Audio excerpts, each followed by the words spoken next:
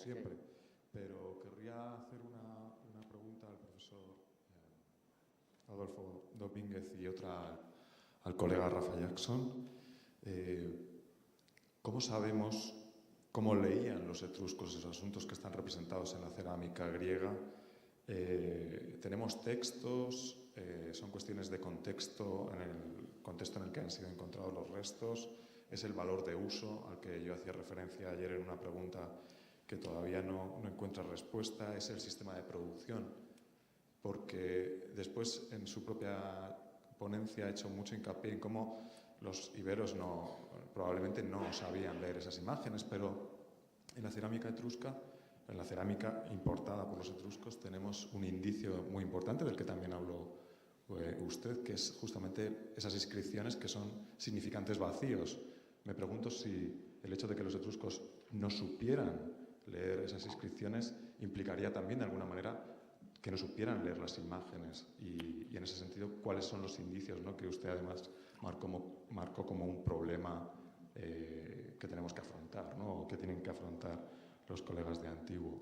Y al colega Rafa Jackson, ¿cuáles son los indicios que te sirven para pensar que la mirada de Medusa, si he entendido bien, es masculina? Y una observación, el hecho monstruoso de abrir la boca sigue presente en el tímpano que has estudiado, que has analizado, ¿no?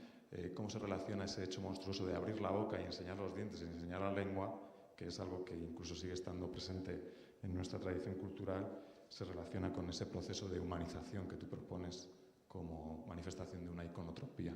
Muchas gracias. Muchas gracias. Tiene la palabra.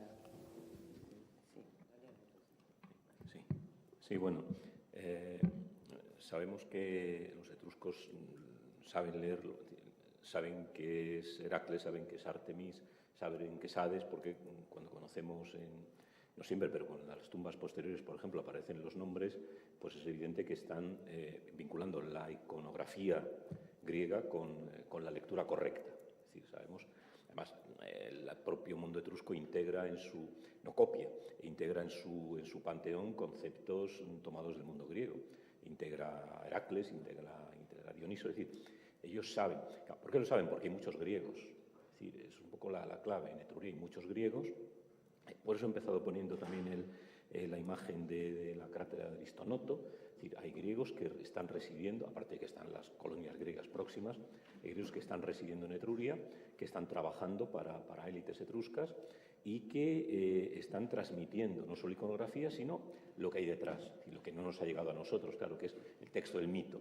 El mito va acompañando a la iconografía, evidentemente. Entonces, el etrusco no es que copie, adapta, introduce, recontextualiza, integra, sincretiza divinidades, conceptos divinos propios con los griegos y utiliza las iconografías griegas. Es decir, por lo tanto, sabemos que son capaces de leer y de entender. En un proceso, evidentemente, dialéctico. Aceptan y rechazan, hibridan. Es muy interesante ver en toda la serie de urnas de estas tardías, ¿no?, ya de un siglo IV, III, la presencia, por ejemplo, si vais al Museo de Perugia, todo el patio del Museo de Perugia está lleno de decenas y decenas casi todas tienen, por ejemplo, la batalla de Maratón, que no es un hecho mítico, pero que debe de serlo para cuando los etruscos lo utilizan casi sistemáticamente en sus urnas. Pero con cambios. Por ejemplo, dan una importancia enorme a un personaje que lleva un arado. Es decir, ¿forma parte del mito de Maratón? Pues no necesariamente. Pero esa iconografía que en el mundo griego sabemos que es para Maratón, ellos seguramente lo interpretan como una lucha infernal, como lo que sea. Es decir, saben leer y saben, evidentemente, crear su propio lenguaje iconográfico y mitológico. Entonces, eso, claro, se debe a que ha habido un contacto muy directo con un griego que le ha explicado, ¿no? Esto es el mito de Heracles y Heracles es el personaje que hace esto y el etrusco sabe quién es Heracles, sabe quién es Dioniso, aunque el Heracles griego y el Heracles etrusco sean distintos. Pero ahí sabemos que saben leer, que no se confunden. En el caso ibérico, pues no sabemos si saben leer. Si saben leer, una lectura acompañada. Pueden leer lo que ven, pero ahí es dudoso que hagan una lectura comprendida. Es decir, el problema es que en la península ibérica hay muy pocos griegos y en Etruria hay muchos griegos. Entonces, la capacidad, o en el mundo del norte de Europa, la capacidad que uno tiene de leer las imágenes es evidente. No podemos dudar de que una imagen por sí puede leerse. Otra cosa es que en la lectura alguien te indique qué es lo que debes leer o qué pistas debes buscar. Y sobre la escritura, bueno, hay varios estudios que sugieren que en sociedades analfabetas, y claro, el mundo antiguo es básicamente analfabeto, la escritura o la apariencia de escritura puede tener un mayor valor simbólico. Es decir, bueno, el hecho de que tenga una serie de letreritos, las palabras aladas, ese tipo de cosas, probablemente le añade un valor añadido. Eso justificaría que también aparecen en Grecia, empieza a aparecer en Grecia, sobre todo en el siglo VII, hay textos de estos que no significan nada. Es decir, claro, en un mundo en el que a lo mejor sabía leer un 10%, evidentemente a ti te venden un cacharrito que ves que tiene texto, ¿no? Y te da igual lo que ponga, porque lo que importa es que tenga letritas, ¿no? Aunque esté bien escrito, no vas a saber que está bien escrito. Eso sí, hay varios estudios, ¿no? La importancia que puede tener la escritura, el signo, como transmisor de la palabra, porque eso, todo el mundo sabe que la escritura transmite la palabra. Entonces, aunque no sepas interpretarlo, compras un vaso con una imagen y con la palabra representada, y eso le daría un valor añadido. Es un poco la interpretación, ¿no?, que justifica que toda esa serie de carteles de esa ánfora tan interesante que hemos visto, ninguno significa nada. Están correctamente escritas las letras, ojo. Hay otra interpretación más funcionalista. Los artesanos son bárbaros, no podemos estar seguros de que todos los pintores griegos sean griegos. A mí no me sirve, es decir, que sabe describir la letra, pero que le importa y ve la forma. Pero pasa lo mismo con las cosas que imitan los fenicios. Hay un montón de jeroglíficos egipcios, ninguno significa nada. Pero claro, el fenicio, cuando elabora en su taller una pieza y la vende a los etruscos, que tampoco saben jeroglífico, cuanto más jeroglífico tenga, mejor. Cuando vienen los egiptólogos, dicen, no, esto no quiere decir nada.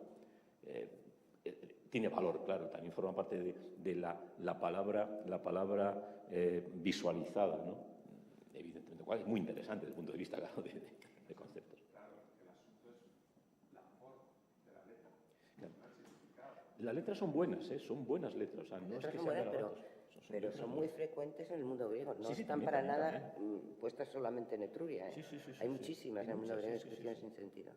Y además hay estudios que son muy divertidos de alemanes, claro, en el cual se nos muestra qué pintor ha hecho qué falta de ortografía. Ponían unos juezos tremendos, los pintores, ponían unas faltas tremendas de ortografía, ¿verdad? Que sirven muchas veces además para saber cómo se pronunciaba el griego antiguo con estas faltas. Y otros que directamente probablemente no saben leer y escribir y ponen... Pero hay algunos vasos llenos de letras, muy curiosos. Enciendo. Sí. Gracias por tus preguntas, José.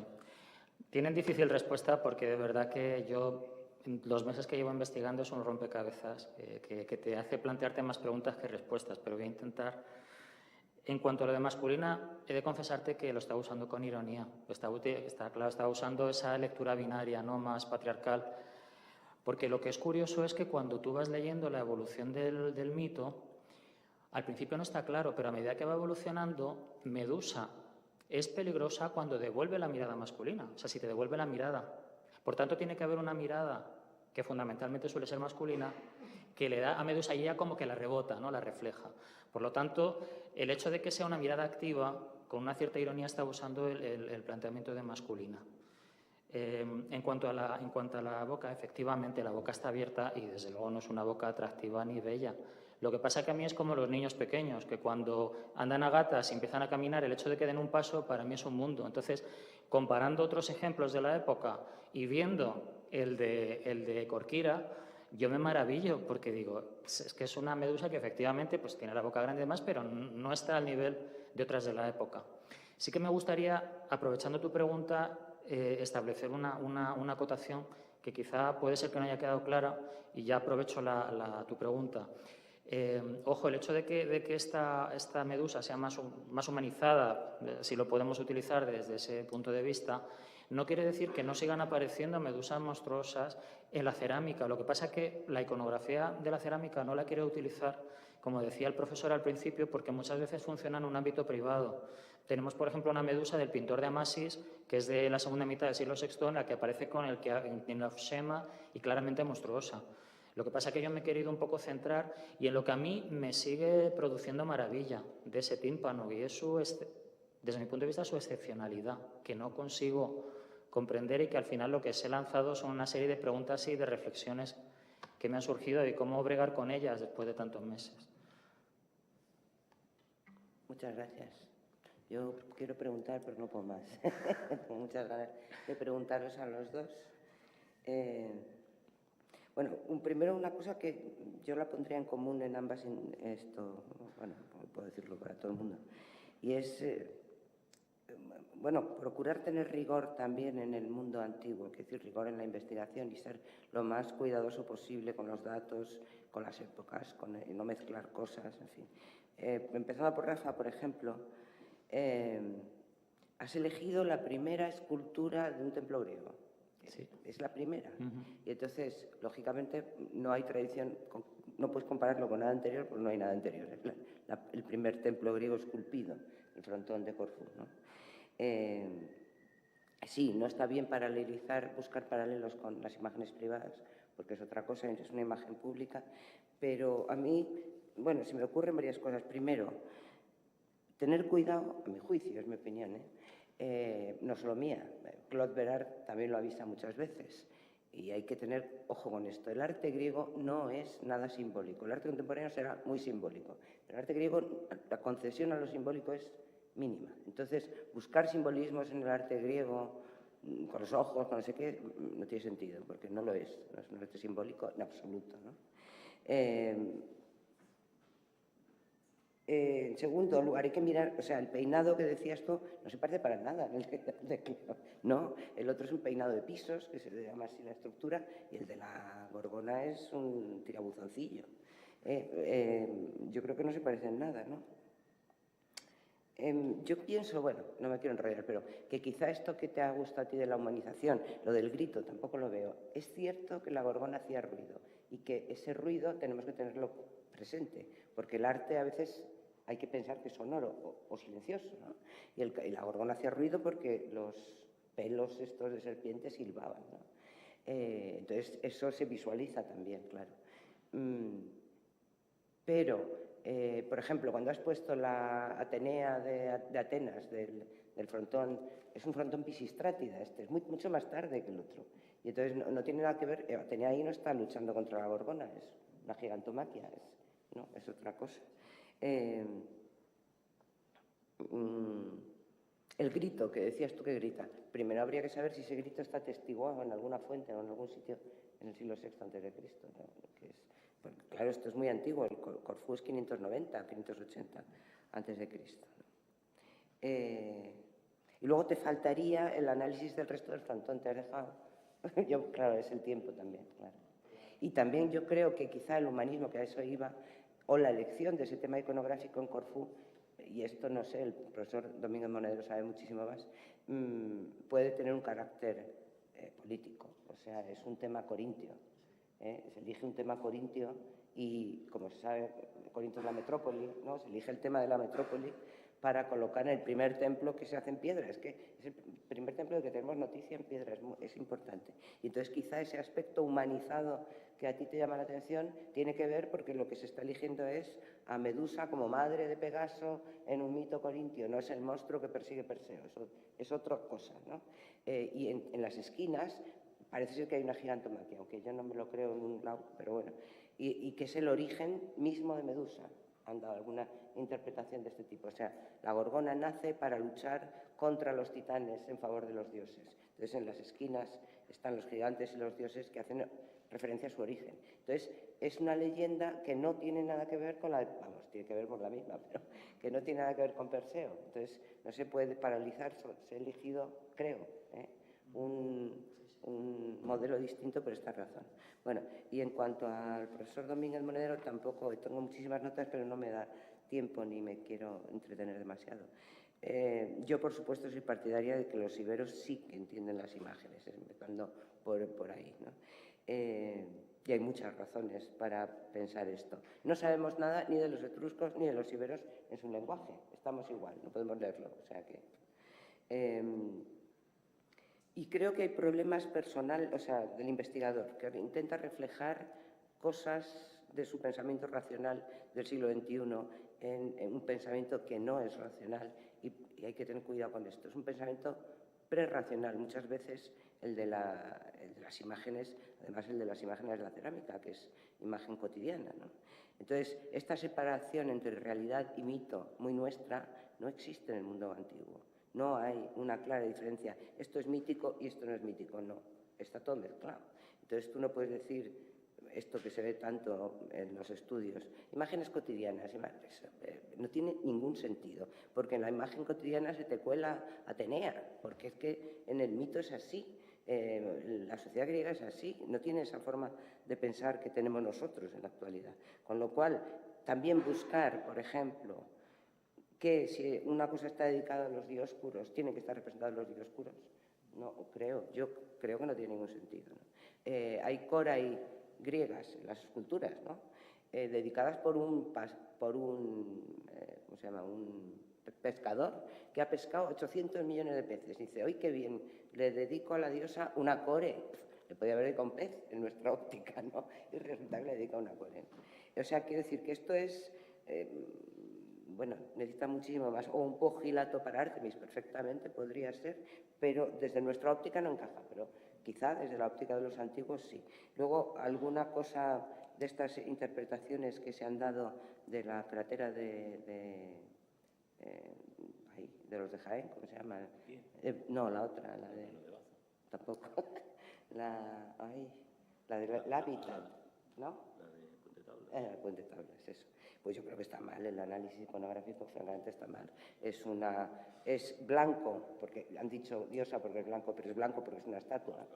Y es una estatua barbada, es un tío. Y además hay que tener en cuenta que el personaje que le ofrecen las guirnaldas, el que está desnudo de cintura para arriba, esa es la forma de vestir, vamos, es de primero de iconografía, es la forma de vestir de un artesano. Es un artesano el que está ahí representado. Con lo cual, si eso es un artesano y tal, hay que replantearse esa lectura, porque no está bien, ¿no? No sé, podría decir muchas cosas. Hay que tener cuidado también con el uso. Los usos, otra vez, pueden ser cotidianos, pueden ser de santuarios, pueden ser de tumbas, pero pueden ser todo a la vez. Esta idea de separar los usos tan contemporánea no es antigua. Tenemos vasos griegos con representaciones de estifo. El estifo es un vaso de beber vino, supuestamente, y están orinando en el estifo. Quiero decir, el estifo puede servir para beber vino, para orinar, e incluso hay vasos que son, nosotros llamamos cuencos, saleros, son unos vasitos que se utilizaban como llamadores de puertas. No se nos ocurre que los griegos no tenían cómo llamar a la puerta, entonces llevaban un vaso griego para llamar a la puerta. Es decir, los usos pueden ser... y lo que sí que podemos rastrear es a veces que en una tumba, por ejemplo, si hay un vaso muy lañado, tuvo un uso anterior, ¿no? Pero esto se está estudiando ahora, es una cosa nueva, ¿no?, que se ha abierto en la investigación, el estudiar los usos, los rotos, los recortados, ¿verdad?, que ahora está como muy de moda, ¿no? Y bueno, en la tumba de Piquía yo creo que hay datos para pensar que se compraron juntos, son del mismo taller y de los mismos pintores. Y un pintor que no ha aparecido nunca en España, la única vez que aparece es en Piquía.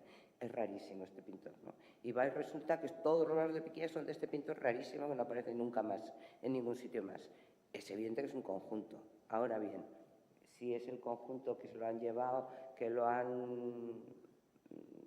tenían en casa o lo cogieron de otra tumba, eso ya es más complicado, pero es un conjunto y es un programa iconográfico. A mí no me cabe la menor duda que el ibero sí que elegía, aunque no fuera un mundo tan helenizado, desde luego, como el mundo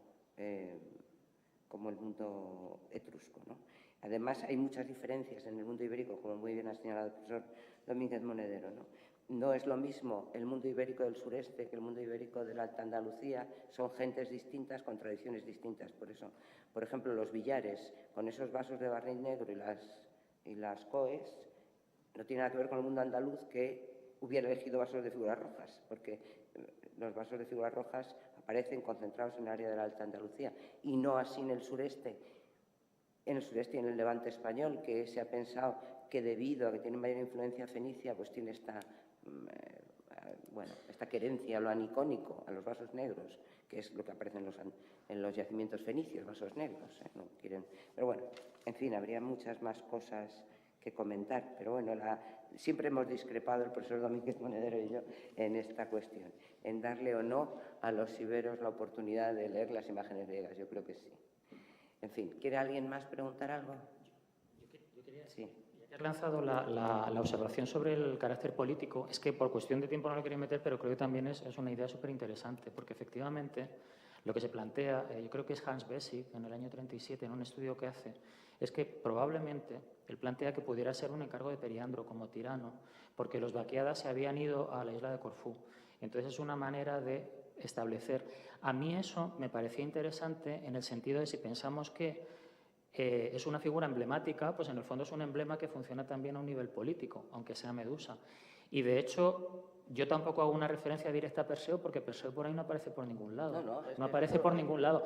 Eso yo creo que también es casi un producto iconotrópico. O sea, que de alguna manera al mito tú le vas quitando poder y tiene que aparecer también no sé, quizá el héroe masculino, ¿no? Porque no aparece, por ejemplo, no aparece en Homero, para nada. Yo me quedo con la misma duda que José Riello, porque es un masculino la mirada. No, la estaba usando con ironía, de verdad. Ah, o sea, vale, claro, vale, desde el punto de vista...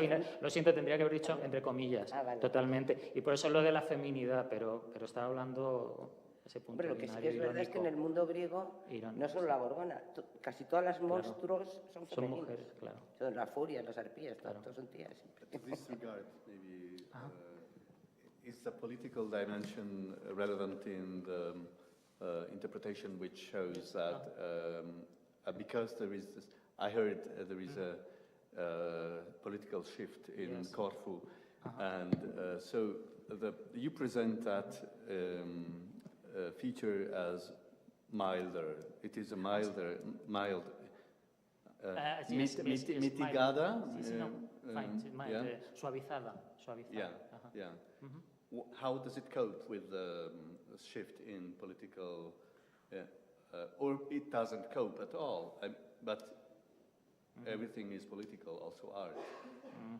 Well, the political issue is because some people say Hans Bessig published it in 1937, that probably it was commissioned by Periander, who was the tyrant of Corinth. Yeah, you just told it. For me, the most important part could be not the Medusa, not the Gorgon, but Pegasus, because Pegasus is the son of Poseidon, who was the protector, the god protector of Corinth, and Medusa. So it's a way to combine those both symbols. This would be the political issue that we were talking about. But not for the mildness. I don't see it that way. I think, for me, the political issue is just one consideration, but I think it's important, but you have to choose. And I decided not to talk about it, but I think that maybe I have to ask myself this question. Tenemos por aquí una... Es para Rafa. Bueno, yo no tengo ni idea del mundo antiguo, pero me fascina la capacidad de Rafa de hibridar con las ideas contemporáneas. Y no sé si conoces, sobre lo que hablabas del mensaje de poder que transmitía político, hay un artículo de Ana Sapienza que habla sobre, o sea, es el análisis iconográfico de los documentos numismáticos y arqueológicos, y habla sobre la numismática y la relación de esa postura que hablabas en esvástica con los personajes de poder, también con Nike, con el gran rey de Persia, el Minotauro, y esa postura como un mensaje político y de poder, que a lo mejor también te aclara, porque a mí me flipa Medusa, la idea de por qué puede estar ahí un poco, y a lo mejor la idea te puede ayudar. Claro, desde ese punto de vista yo he visto monedas en las que aparece el caballo, o sea, en relación con Poseidón, y en el reverso aparece una esvástica, un gamadion. Entonces, que tiene que ver, que quizá podría tener ¿O no? La postura, no, absolutamente no. La postura de la gorgona, la postura, es eso, ¿no? Es la postura de correr en la época arcaica, ya está. Es la postura rodilla en tierra, como tú has dicho, Pero que es la postura de representar la carrera. Yo os digo que de verdad, buscarle simbolismos. Bueno, primero la esvástica me parece, en fin, que no tengo palabras.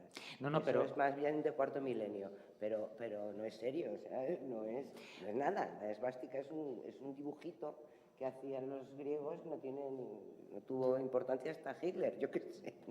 Pero entonces dos cosas, ¿por qué aparece en el reverso de las monedas? Porque es curioso, yo he visto varias monedas en las que justamente de Corinto aparece el caballo y luego en el reverso aparece la esvástica. Y es que se repite continuamente. ¿Sería entonces un motivo decorativo? Habría que ver los estudios, tú lo sabes, numismáticos. Claro, aparece desde el mundo geométrico. Los también, o símbolos de tipo astral que se ha vinculado, o incluso el propio signo de movimiento, es decir, porque... Y genera movimiento. Genera movimiento, es una idea de... Quiero decir, tiene mucho simbolismo, todo tiene simbolismo seguramente, pero, Claro. Pero hay que ver cuál, es decir, quizá no el nuestro. That's the sun, right? The sun, of course. The swastika is related to the sun, to the movement, to the cycle of the sun. It's a circular movement. It's representation of movement. Entonces, si me disculpas, eso es regeneración. O sea, si te estás refiriendo al sol, al movimiento, yo entiendo porque, fíjate, si yo te dijera cuando empecé con esto todos los simbolismos que tendrías, te caerías para atrás, Carmen. O sea, y vas desde mi evolución personal. He hecho una labor de pauperización simbólica, sí, vale, y es otro término que me... Pero si estamos hablando de esto, y es que además me intriga mucho y teniéndoos a vosotros aquí, es regeneración, puede ser el ciclo solar, pero entonces no se puede interpretar. No. Okay. No, porque se usa para muchísimas cosas que no tienen sentido. Como decía el profesor Domingo Monedero, las cráteras geométricas aparecen en los fondos, en todos los lados. Yo no creo... Mira, pienso, es mi opinión, vaya, que el rollo este del simbolismo viene a partir de la religión cristiana. Ahí sí. Y mucho en el arte contemporáneo, ya lo sé, que si tiene yo qué sé, estas cosas que hacen los de arte contemporáneo, ¿no? Que si esto recuerda a una cosa fálica, mira, el mundo antiguo, si quería hacer un falo, lo pintaba, es que no había ningún problema. Y no necesitaban nada que le recordara lo fálico, porque cogían y lo pintaban, lo esculpían o lo hacían de cerámica, ¿no? No existe...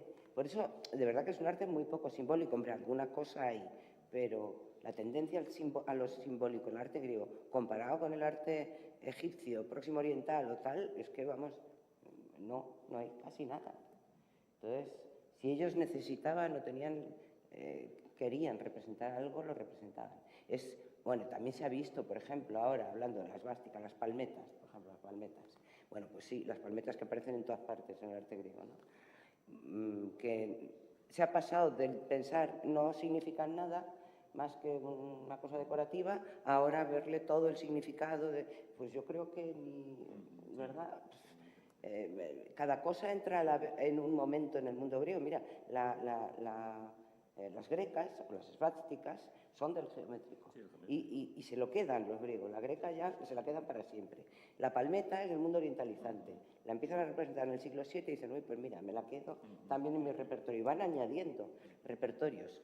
Y no es lo mismo que tú hables del significado me da igual, la esvástica, la palmeta, lo que sea, en el siglo VII, que en el siglo IV, que en el siglo II, porque significan cosas muy distintas, porque son muchos siglos entre medio, ¿no? Entonces, en el Artemision de Corfú es simplemente la carrera. Vamos, eso es lo que yo pienso. ¿Vale? Sí, no, yo lo planteaba como posibilidad, porque es que también uno pero me llama la atención eso, ¿no? Y además que muchas veces aparece combinada con la señora de los animales, y eso me parecía muy curioso. Por ejemplo, en el Pizos Beocio del siglo VII, o incluso también en los ídolos campana, que están entre el final del geométrico y el orientalizante, aparecen esvásticas también. Entonces, pero que aparecen en todos lados las esvásticas, que aparecen por todas partes, ¿no? Igual que la gorgona en el siglo VI aparecen por todas partes. Pero es un mundo teriomórfico, el griego del arcaísmo, entonces representa monstruos. Eso, bueno, están súper estudiados, ¿no? Que representa monstruos y, bueno, se ha visto que es la propia concepción de la sociedad griega arcaica miedosa, digamos, ¿no? Es un mundo que se ve cambiante, que se ve no sé qué, y necesitan protección, y esta protección la dan estos monstruos de ojos grandes que son apotropaicos y que se acaban absolutamente en cuanto empieza el clasicismo. se acabó, ni una gorgona. Y antes había gorgonas, no en las armas, como tú dices, por todas partes, en las puertas de las casas, bordadas en los vestidos, en los templos, por todos los lados, porque necesitaban de esta protección que se les acaba a finales del 6. ¿Verdad? A finales del 6 se acaban las gorgonas y vamos, no representan ninguna, empiezan a representar las monas estas, las guapas, ¿no? Pero la gorgona monstruosa ya no tiene utilidad alguna y se deja de usar. Y no sé qué me has dicho antes, que también te quería decir algo de eso. ¿Qué has dicho? No, era lo de las monedas y los armarios. No, era algo que has dicho ahora. Bueno, sí, bueno, me acordaré. Sí, lo dejamos, venga. ¿Alguien más quiere preguntar al que no ha...? Sí.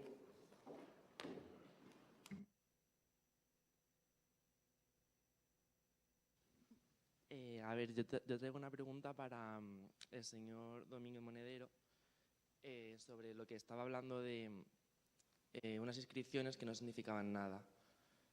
Mi pregunta es, ¿hay algún patrón en todas esas inscripciones que no se ha conseguido saber lo que...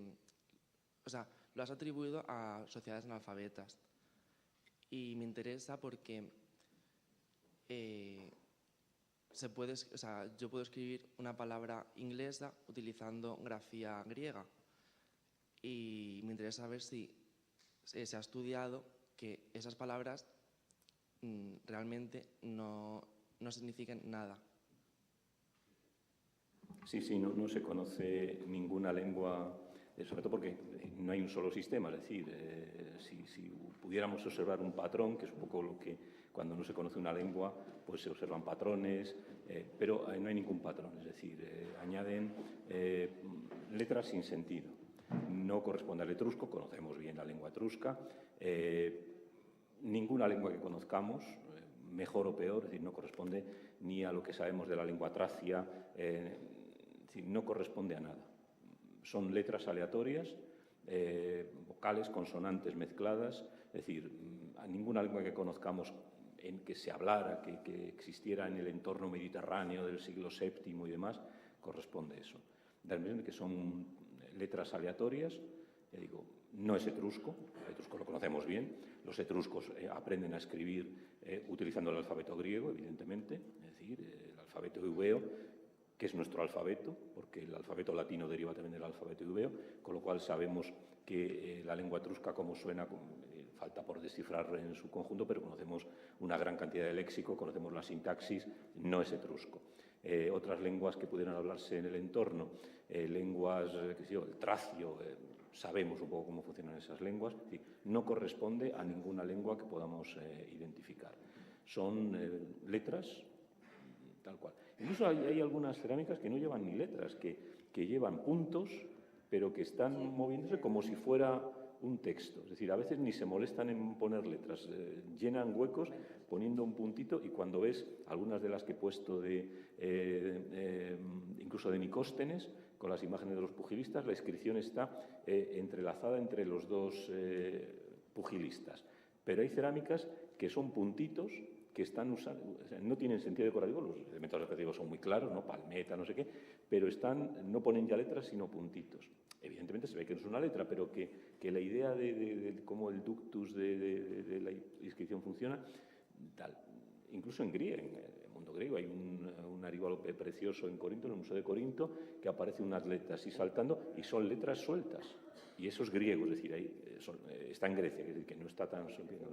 Es que hay que pensar que el porcentaje de gente analfabeta en el mundo griego, aunque se usa la escritura mucho, pues debía de ser probablemente de en torno al 90%, 80%. Es decir, un poco lo que en toda la sociedad europea existía pues, a principios del siglo XX. Había muy poca gente que sabía leer y escribir, pero la idea de que hubiera un texto era lo que atraía. Quizá el propio pintor tampoco sabía leer y escribir, aunque es verdad que hay textos escritos muy bien escritos, las letras son bien hechas, pero eso es fácil de aprender, es decir, cualquiera puede aprender a hacer letras. Yo he llegado a ver cuando excavaba hace 22 años o 30 en Jaén, los obreros que teníamos, como tenían que firmar todos los días para que les pudiéramos pagar, gente ya mayor, eran analfabetos. Sabían dibujar su nombre. tú les veías, ponían su nombre, pero no como nosotros cuando escribimos, estaba como haciendo un dibujo. Había aprendido, claro, porque no quería parecer que no sabía, había aprendido a firmar, pero no es nuestra firma, ¿no? Estaba dibujando. Y eso es muy curioso, ¿no? Para ver cómo no la escritura, el signo, la imagen, se considera una imagen. Es decir, para un señor, ya no existen, supongo que casi nadie, que no sabía escribir, no escribía, estaba dibujando. Entonces, es un poco lo que vemos aquí. Dibujan letras que parece un texto, no uno, muchos, 7, 8 en la misma ánfora, pero no significan nada. Ya digo, se ha estudiado, es un tema muy estudiado, no hay ninguna lengua que responda a esos sonidos, que sepamos hasta ahora. Ninguna de las lenguas que sabemos que se hablaban. Y prácticamente las lenguas antiguas que han dejado algún testimonio las conocemos. ¿Sí? Bueno, sí. Bueno, aprovecho a decir para este congreso que lo que ha dicho el profesor Domínguez Monedero, que efectivamente hay que tener en cuenta que las imágenes llegaban en la antigüedad y en la Edad Media a un público muchísimo más amplio que el texto escrito, que sin embargo tiene preeminencia en nuestra cultura. Una reflexión. Dejamos 10 minutos, ¿vale?